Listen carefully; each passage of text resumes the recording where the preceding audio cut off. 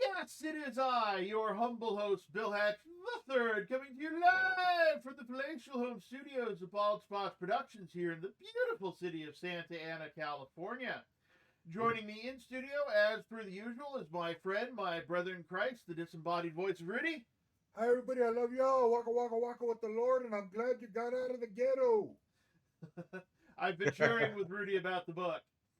And joining us from a more than acceptable safe social distance is my guest for today's show, Russell Vann, Russell Dynasty. I don't know, how should I introduce you?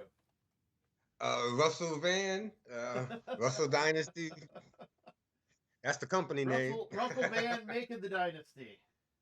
That's right. Russell Vann and family. That's right. That's right. And where is it you're calling from, Russell? Right now, I'm calling from Harrisburg, Pennsylvania. Harrisburg, Pennsylvania. Right, Can't get much better than that. right. Via through the South Bronx. Yep, So yep. out of the South Bronx to a little small town in Pennsylvania called Sunbury, Pennsylvania, and then we moved to Harrisburg, Pennsylvania, where I've been just moving forward and building our fortune, hopefully. Hey, that is the truth, and hopefully Kenneth and I will be a part of that because we're working Oh, sounds good. on your internet presence, and I have a good getting all feeling that done. about you guys. That's good to hear. That's good to hear. But yeah, you're not just a guest; you're a client. Yes. And all. But Russell has written a series of books called The Ghetto Bastard, and you can find out more. Let's see, I forget the website. Pardon. GhettoBastard.com. GhettoBastard.com. Yes, Yes. and Goes right you can to it. go there It and has a little TV hear a little bit of the and it book, talks about the first. hear a little bit of the book, Yes. and buy your copy. It's Yes. definitely Yes. gripping, and there's some heartwarming bits in there, and hearing about your family and the troubles you've had. Now, what? Where did you start out? Because your mother didn't want you. To Absolutely. put it flatly. Mother, father, grandparents. Mm-hmm. And So where did I start out? Well, I started out as a ghetto yeah. bastard. Okay. Unfortunately, people say, "Well, why did you name the book like that?" So, well, I was born in the Right. ghetto, Right. and I was born of an unholy union. So a lot of times it slaps you in the face. In today's society, they call them love children. Back in the '60s, they weren't love children. We all knew what they Right. were. Um, so my mother and father were teenagers, and I'm gonna say about 17, Mm-hmm. 16, 17, involved with other people. They were what we call hooking up, and she ended up pregnant. Um, my mother's a very selfish, self-centered person, which we know that by now. But so a baby, she was a fast young lady, and taking care of a child wasn't in her narrative at that point. And like a lot of young teenage women today, and in that day and today, they don't understand. You know, once you have that baby, that's your Right. baby. Society doesn't come around you and the village raises the child or anything like that. It's your baby. And with her personality and the people surrounding her, no one wanted to take care of a baby, and neither did she. So she got into the habit, which a lot of women do also, is leaving her baby anywhere with anybody. Will you watch my baby for me? And then, the baby's there 2 or 3 days. So that became that kind of scenario with me when I was younger. When I was old enough to start understanding a situation, you start becoming conscious about 2.5, 3. You start, Mm-hmm. you're seeing the people around you, but I didn't know who the people around me, who they were. She had left me with some people. And of course, and I know you've read it in the book, a lot of abuse and verbal, emotional, mental, physical abuse as a child. And then I was inevitably saved, I say, by my great grandmother, Great my grandmother. grandfather's mother, Wow. finally stepped up because I guess she was saying like, where is he? What's going on? She would see me here and there, but then when she would ask about me, because she had her own family to deal with at the time, nobody knew I'm here, I'm there, but not somebody, not the way that a child is supposed, his attendance is supposed to be required. Where's his child at? Where he's at, what he's doing, what's going on, who he's with. So that wasn't happening. So eventually she stepped in and took me in about 4 years old, and that's how I started. And she was definitely a godsend. And as I became older and was raising my own family, understood what a sacrifice she made, because when you're little, somebody's just taking you in, you're here and there. There's no stability, there's no structure, there's no bonding intimately with a parental figure. So she was taking care of her elderly mother at the time, because she had to be about 60. So she was taking care of her elderly mother. She did have a husband, and she was working a full-time job as a waitress. And she took in a 4-year-old. So, like, just to think of that. So out of that, now remember she was 60 at the time, and we're talking about the early 70s. So this was a woman who taught me a lot of old school values. And everything that's happened in the book, of course, I've messed up and I've gone through a lot of different things in my life of my own accord. Who hasn't? But it was that internal moral integrity that she instilled in me that got me through a lot of things, and didn't make me a certain character, I didn't conform to the ghetto. It didn't allow me to do that because of that internal moral integrity. I didn't have a cheerleader of me doing nefarious activities, which a lot of people in today's time and in the past did. The parents weren't much older than the child. The child is out there hustling, making some money, and they don't care about him being in danger of going to jail. They just want him to help with the bills. So it was never that kind of scenario. But that is a constant scenario in a lot of ghettos, she would say. Yeah. Um, yeah. Very different from my own start beginnings. Um, hold on a second. Oh, little frog in my throat. Um, Sound like me. but yeah, I mean, I started out with two parents who were very much and still are very much in love with each other, and I came after the marriage, and I never got left somewhere, at least not on purpose. No, I'm kidding. I'm kidding. But but yeah, so related. I mean, I'm glad to have the book and that I'm able to start reading it. Um, because there's so much important stuff that I just don't know from my personal experience, really. I mean, there's some that I know bits and pieces of, like family not wanting their kids and stuff like that from close personal friends and things like that. But the whole of the story and even the majority of the story, I just don't know, and I don't know that a lot of the audience, a lot of my audience would know it either, or be in that situation currently, because they have extra time to watch to listen to a podcast, which is great for me. Um, but what is it that you hope readers and watchers and listeners of this program would get out of the book? What is it you're reaching for? I am reaching for a dialogue because I feel that a lot of perceptions are put forward through the media's narrative. And just like I said to you earlier, the book, if you took out the title and you just started reading the book, that could be anybody. It's human beings. It's a human story. It's about life. It's about resilience.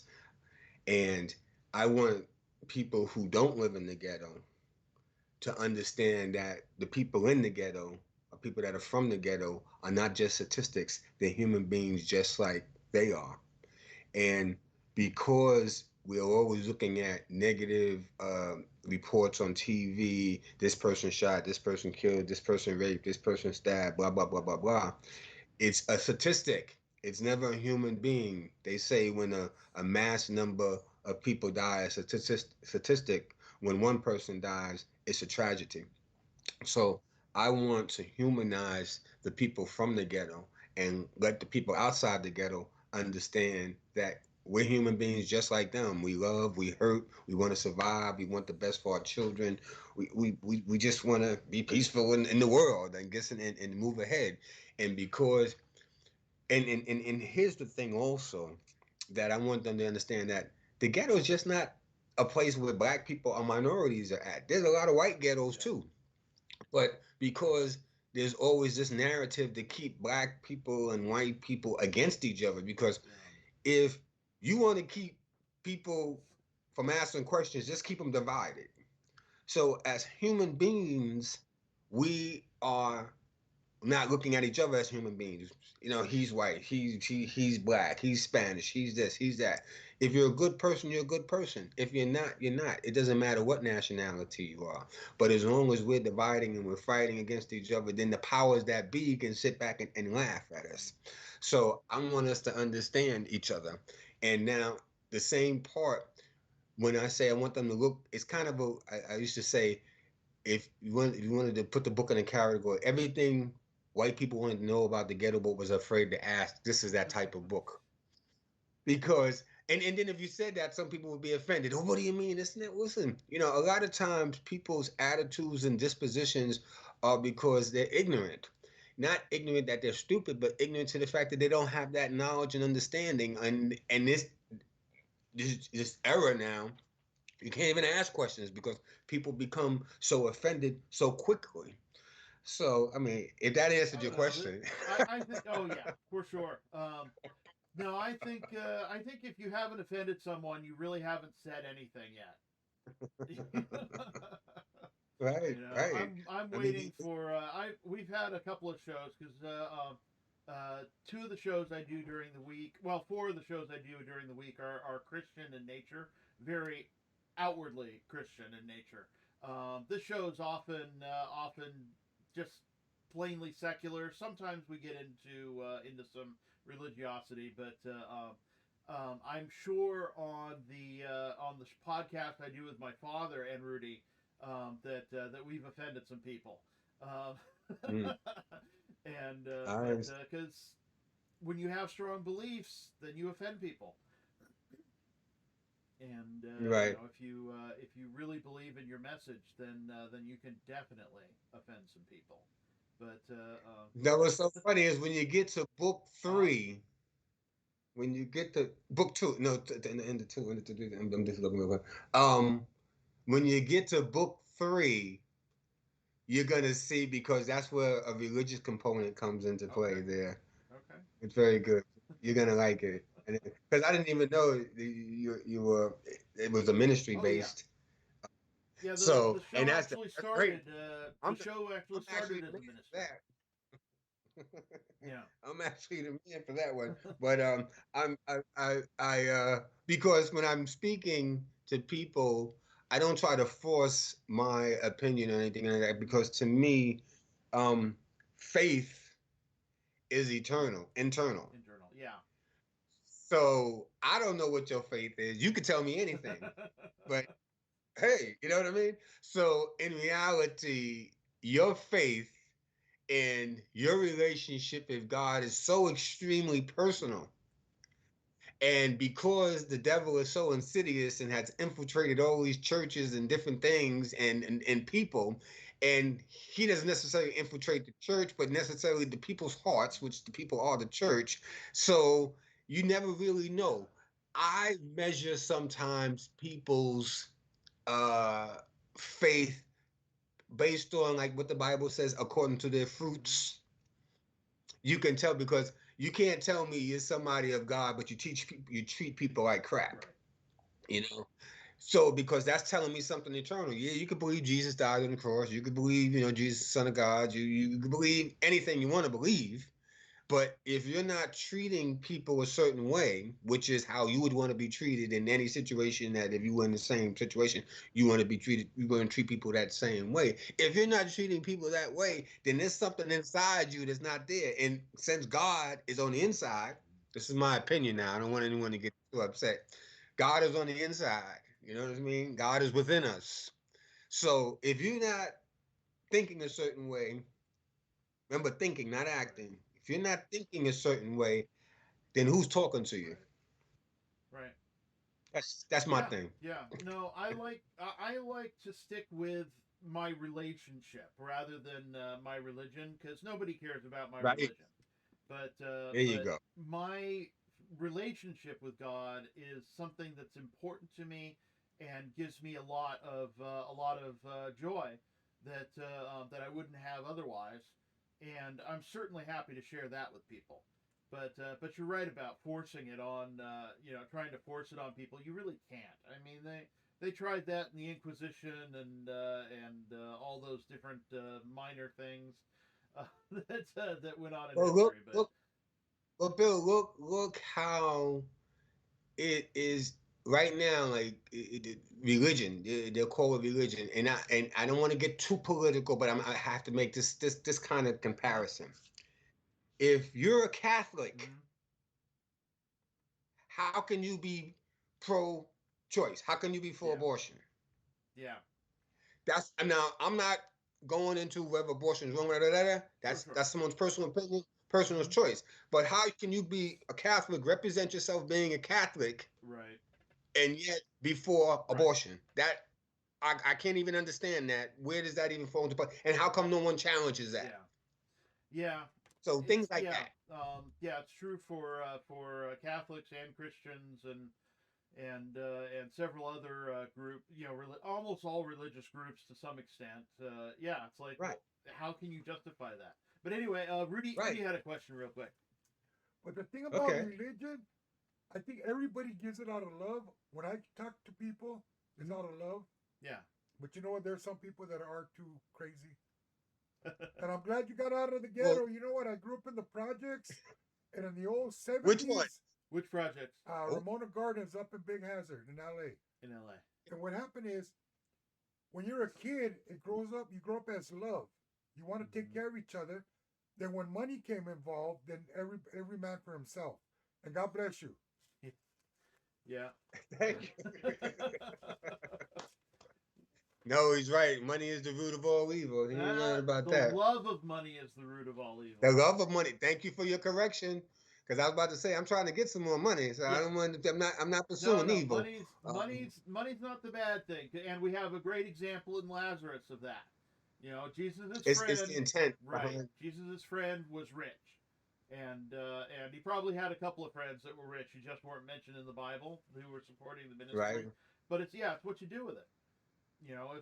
If you're like the guy with the guy who built the barn, and said, "Haha, I'm rich, and now all I have to do is sit back and relax." And God says, "You All fool! earth down. This very You're night, full. your soul will be Rightfully. accounted of you." Yeah, Absolutely. Wow. Wow. Well, I'm telling you, man. This is definitely fate because let me. I bet you didn't think when you first saw the ghetto bastard thing and we were talking that we would be having such a spiritually filled conversation.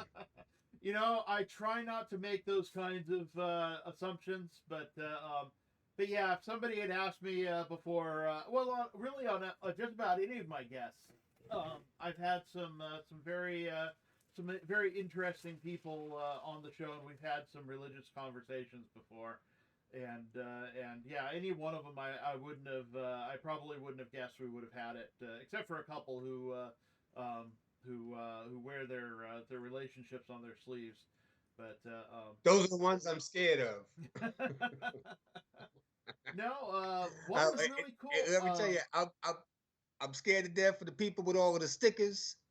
I'm scared to death of the people wearing all of the Jesus Love Me hats because, and this is my opinion, I don't want anyone to get too offended, but hey, if they do. Every time I see people doing that, it's like they trying to show me how religious they are and how close of it they are with God and all that. I'm a human being. You can fool me. You know what I Yeah, mean? So to me, that's what they're doing versus somebody that gets up every morning and they pray by themselves in their bathroom by themselves with God, and all they ask for God is for health and safe, Yeah. to be healthy and safety. You're not asking for materialistic things because we know in life the most important thing in life is your health. Mhm.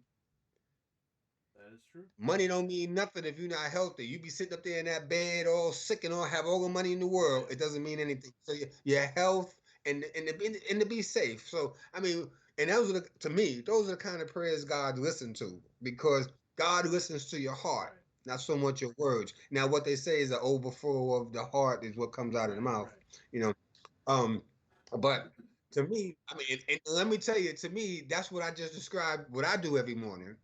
You see what I'm saying? And I'm not praying for great wealth.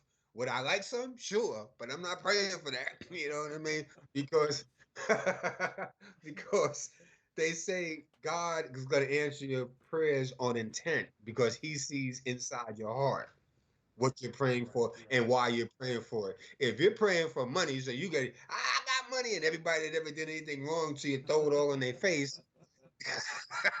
Yeah. You know. Yeah. No. No So, kidding. Yeah. No, I totally believe in that. Of course, I also, that most people who are wearing the religious shirts are trying to fool themselves most of all, I think.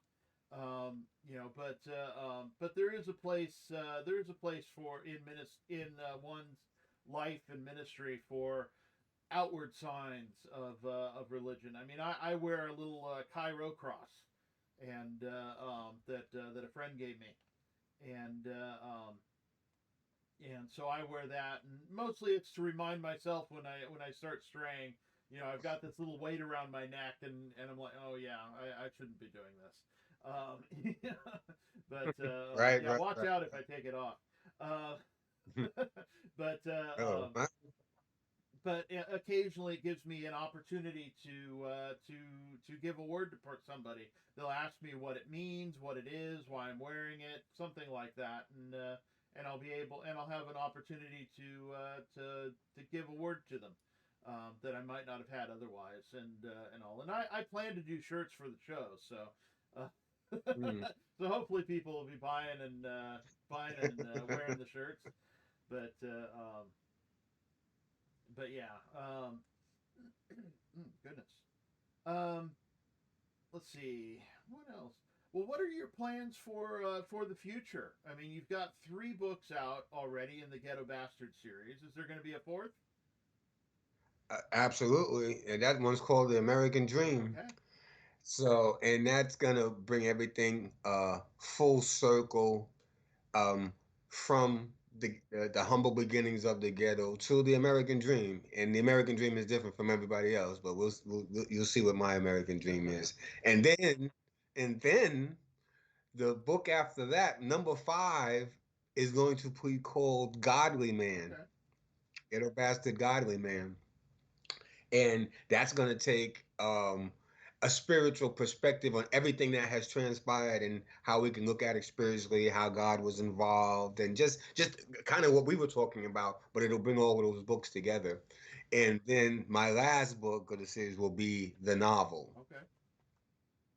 and that's going to be called Ghetto Bastard What If, Okay. I and like it. it's going and it's gonna retell a story with the same players but different circumstances, like maybe my father raised me, Okay. but everything is kind of still take place, but it's gonna be fiction, Right. but I'm gonna be a different type of person also in the book. So and it's all actually written in my head already. I just have to have the time now to put it down on paper. What another one of my guests called it is historical faction, because it's yeah, Yes, it's kind of yes. fact, but it's mostly fiction, so it's faction. Right, right. That'll be, and it's gonna be good too, because because what's gonna be here. I'm bragging on myself, but anyway, what's gonna be good about it is that I've spent a lot of time working in prisons, so I can kind of like two perspective as if I went to prison. So say Sure. the narrative of the book is now my father raises me, and I'm in the drug trade. And of course, in the drug trade, you have to go to prison, eventually here and there. So I'm going to be incorporating these little knowledges I know about prison and the county jail and the justice system and the criminal lifestyle and all of those different things also in the book. Right. So it's going to be a coming together. It's going to be awesome. real good. So that'll be the last one. Okay. Shoot, that could be not the last one, but that could be the new series. Go jump off into a bunch of what if novels. It could. What if it my could, mother raised it me? could. What if my father raised me? What if this? Oh my What if goodness. this? What if that? Hey, what if they love me? What if they loved me? What if they love me? Encourage me.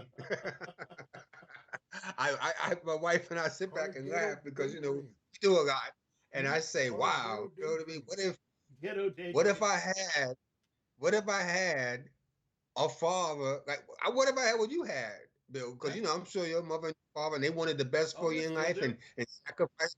And I'm like, wow, man, what if I had that? Yeah. You know what I mean? Because I can't even fathom that. Right. It's well, that's like I can only. And I don't like when I was little, and I just see pictures of like the kids in between their parents in the bed and stuff like that. And that to me, I'm thinking that has to feel like some kind of the most secure as a child, the most secure feeling in the world to be in between your parents, two people who love you, that are there that will die for you, kill for you. That's that protective dome, almost in the bosom of God in the sense of love. I'm like, what does that feel like? It feels pretty good. It's yeah, I mean it's not, nobody's perfect, and my Right. family certainly no more than any others, but yeah, You the got fact that? that I got two parents who care about me very much, and give of themselves to And help it had me. an effect on your upbringing, your personality. It had effect on who you Oh yeah, are. absolutely. So, and a lot of battles that I fought growing up in my life were with myself. Hmm. Because to be honest, I was jealous of people who had a mother and father. I mean insanely Wow. jealous. Yes. And when I met my wife, she had a mother and father. When I met her, she was 16, had a mother and father, went to work, cared about her well-being, loved her, made sure she had the best of life.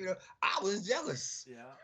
because I had to go home to my great grandmother when I was little and I was growing up, and they would have little school affairs, and mother and father be there and stuff like that, and I'm sitting there with my grandmother. You know what I mean? So in your psyche, as you grow up, then it has an effect on you. And here's the big effect, which is why the prisons are full. Hmm. I didn't have anyone to teach me how to be a man. Yeah. So the teacher, the teachers was the street and the movies and the negative people. So that's how I became a man. And a lot of it um results in trial and error. And unfortunately, a lot of the errors wind men up in jail. Hmm. And that's why the jails are full. No one to show them how to be that man. So their perception of becoming a man is delusional. Okay. So Okay. Yeah. No, I can definitely see that.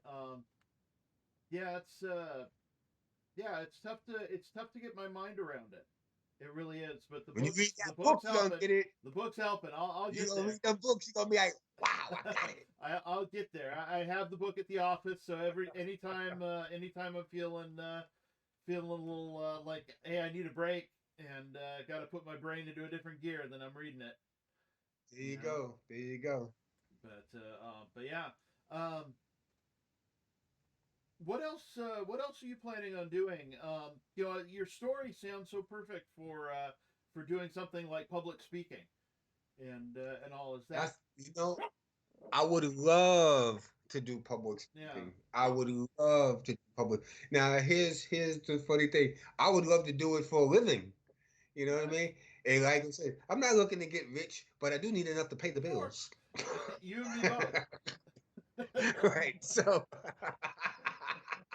But I would love to do that. I would love to go to Ivy League colleges. I would love to go to the community colleges in different areas out the country and in different countries to to expose them to dialogue, to let them to understand that, because here's something that people don't take into consideration because they're too busy talking about statistics. There's a lot more ghetto bastards running around there than people think. There's a lot of them. I can prove it through the statistics itself, just in the minority community, because I can't speak of the other communities because I don't know the statistics off the top of my head. But 70%, listen to these numbers, 70% of births in the African American community are out of wedlock. Wow. That's Now you can look those up.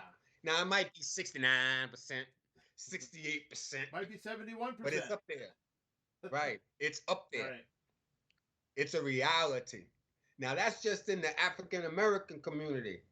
What about the poor white community? What about the Hispanic community? What about the Asian community? Now I'm sure the different levels will vary, but still there's a lot of ghetto bastards running around there. So the same way that you and I were just speaking about how you were raised by parents who loved you, and I was completely the opposite. The people who were raised like you need to hear what's going on with the people who were raised like me and how they think, and maybe that will be offer some kind of dialogue. Yeah. So I would love to go to, and especially when I say those Ivy League school, I want them rich people to understand, just because you're rich and you're born with a silver spoon in your mouth, you might have to come across people like me. And I'm not a statistic. I'm a human being. And if I can humanize poor people, people from the ghetto, disenfranchised people, and I think, and this is not, I think I have a personality to do that. I think I can speak with all kind of people. That I'm not, if you're speaking to me, I can walk in all different fields. I can get down and dirty. I can be very proper. So that's what I'd like to do. I'd love to do that. Yeah. No, we definitely need to get you out on the circuit because your story is important and it's needed. The message is needed by far. Because.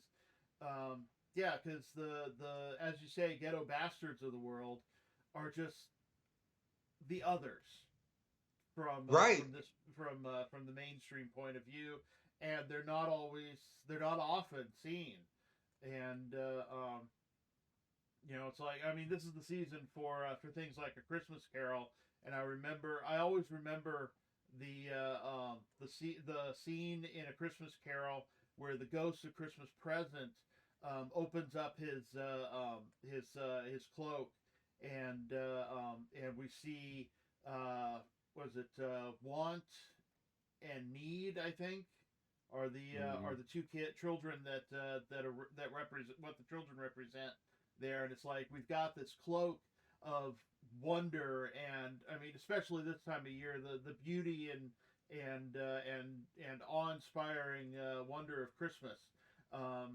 Both the secular Christmas and the religious Christmas, but we don't see what lies just beyond it.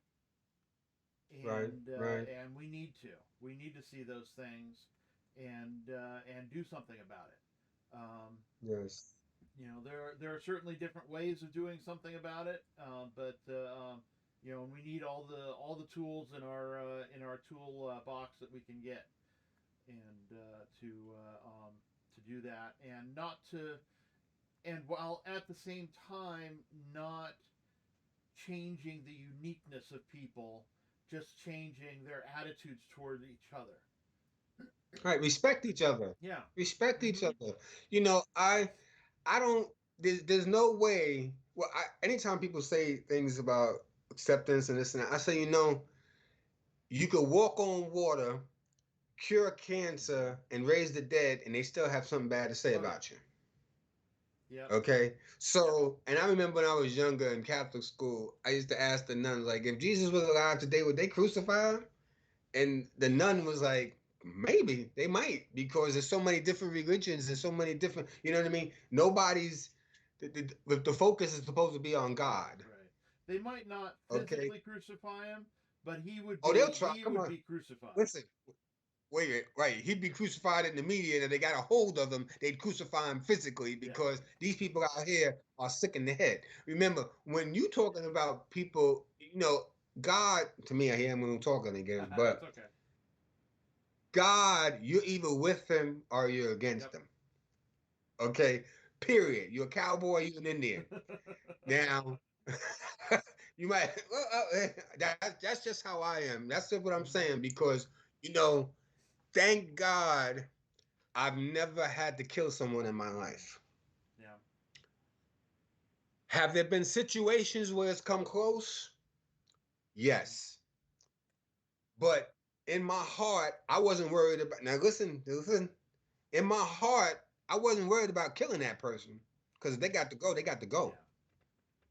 But in my heart, my biggest fear was I didn't want that stain on my soul. I was worried about offending God. I was worried about my relationship with God being different, Yeah. because no matter what, everything and everybody is connected. Did you ever see that movie, The Shack? I read the book and saw the movie, but are No, you I'm familiar with it? familiar with it, but I haven't seen it or read it. Okay, well, it's pretty good. You should do. But anyway, I'm gonna give you a premise of what he was saying was that this man is sitting up here trying to judge God, and God is like, "Listen, you're all my children. Right. Okay, you don't try to judge another human being based on a human emotion. I'm judging because I'm God. I know it all. Okay, and what he did in one part was put the man's children in front of him and say, okay, there were three children. He says one of them has to go to hell. Go ahead and pick one. And the man was devastated. I can't choose. I can't do that. He said, but yet you're asking that of God, because no matter what, everyone's God's children. That's right. Everyone is universal. What my point is, we're all connected. Yep. So we have to leave it in God's hands, because myself as a human being, I'm a human. I have all those human emotions. We all bleed red. Right. So I might, when I'm thinking emotionally, it's not that sane, to be honest with you. So a lot of times now, when we have that focus, that God focus, and I'm thinking about God, or I'm thinking about how God would think about me or the decisions that I'm making, that doesn't mean I'm not angry. That doesn't mean on the other end, that other person, you know who I'm talking about, be sitting up there whispering in my head to do all of those vengeful things and all of those things that give me that immediate gratification. But now, if I'm with that God consciousness, which is what we deal with every day, I'm thinking just a little bit differently. I'm feeling all those emotions, but emotions are human. Right. But when I'm thinking with that spiritual God consciousness, I don't always give in to the emotional feelings. Yeah. If I didn't say too much. No, that's good. Rudy had something. Yes, have you ever heard of go ahead, man, Rudy. Nicky Cruz? He wrote a book. He was from New York, and he became a gang leader. And the book was that he came to New York and didn't know English or nothing. And the book is called Run Baby Run. Has you ever heard of him? He's from New York. You ever heard of Run Baby Run? What was I've heard of the book. Nicky Cruz. I've heard of the book. Haven't read it, but I've heard of that book. He's heard of the book. Yeah, he became a preacher. Oh, okay. He became a preacher. Wow. Yeah. Wow. Well, you never know where life will lead you. If you open yourself up to the Lord. My father was originally not really on much of a track for anything in particular. His father was a police officer. My grandfather. And he went into my dad went into the Navy as a communications technician, so he did a lot of encoded top secret stuff and everything. And but it wasn't until he met my mother and really opened himself up to the Lord that he realized that he was called to be a chaplain to soldiers, to the military, to the military. Wow. Yeah. Isn't it funny you never know where your connection, like, to me, for some reason I think it's God picture, he doesn't pick. My grandmother, did you read about my grandmother yet? No, I haven't gotten your grandmother yet. Okay, anyway, my grandmother, the one described to you earlier, 60 Uh-huh. years old, raising her, taking care of her mother, her husband, waitress. Now, she raised me from 4 years old, and I stayed to her until like 18, 19. Mm-hmm. And she introduced me to God. Mm. And the thing is, there was no Bible in the house, Mm-hmm. no religious, figurines or anything like that. Right. And every Sunday, she'd get me up, no talking about God or nothing, and she would take me to a Catholic service every Sunday. She sent me to Catholic school for first grade and fourth grade, and then from fifth grade to eighth grade. So she sent me to Catholic school most of the time. Never talked about religion, never talked about God, nothing. But she sent me to the school and never. I mean, it's just amazing. Mm-hmm. And that's how I started out. Got me baptized when I was 6 years old. Yes, with the and but like I said, you would never say she was a religious woman. Never. I mean, in the days that never spoke about God. And one only thing I ever heard her say was, "When it thunders, God is angry." And one time I challenged her on it because I grew up. I not grew up, but I was older, and I was like, "Nah, that's the air and the this and that and that." And she was like, "Don't you make fun of what I believe in?" And she was very serious, and I was like, "Okay, that's enough of that religious talk." Yep. But that's how I came to know God, and because I started out Catholic, but I mean, this is how God works. I just grew. The seed was planted. Wasn't that I was going to be a Catholic? Right. Even though I went through the confirmation, I went through all those things. I went to Cardinal A high school. I did all that stuff, but I'm far from a Catholic. You know what I mean? I know all the teachings and the practices, but far from it. But then God is the seed. Once that seed is what's the see, I can tell you a whole lot of Bible verses. I just can't tell you where to find them. But You're not the only one. what's the one where it says the seed falls on the ground? Now either it Oh. falls into soil dirt Uh-huh. or falls among thorns or Yeah. it dries up, and so that's how the word and that's how the seed is, and that's how God, if he puts it in your heart, if you're that fertile ground, Yep. You're that fertile ground. It's gonna and happen. it's gonna grow. Yep. You know what I mean? And it's gonna grow eternally. It's not gonna grow for me or you to see. Right. You're not gonna know about it. Yeah. So Yeah. Yeah. Absolutely. Let's see. Well, we're coming to about time now. Let's see. GhettoBastard.com. GhettoBastard.com. You can pick it up Yep. on Amazon. Yep. And I don't know, Jeff can pays us a few people more of see your me? dollars. I didn't know. See, that's the book. That's Ghetto the book. Bastard. Hey, man. And that's number 2. Yep. And that's number 3, Life After Death.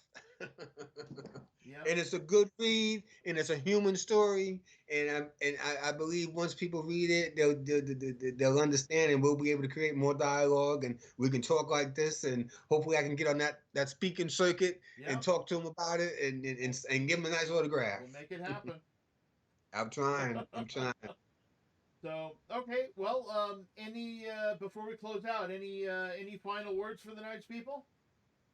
Live, love, and laugh. Treat people the way you want to be treated. Keep God first, and everything else is gonna fall into place.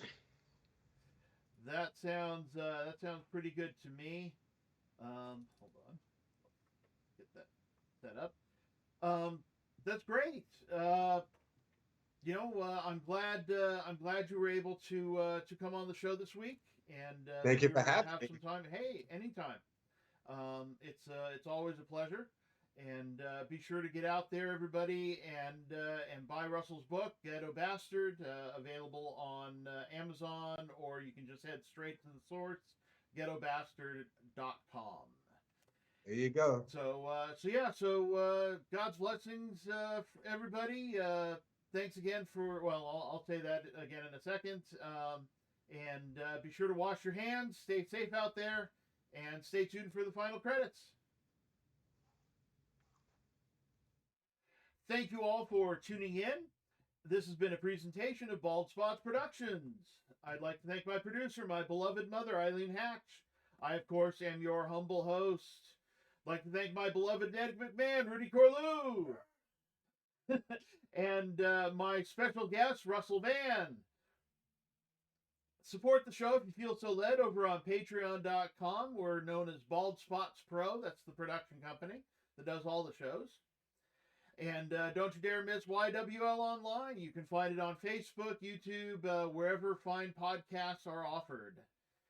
And tune in next time for Rox Berkey and Richard Blank. Oh, Richard's always a great time.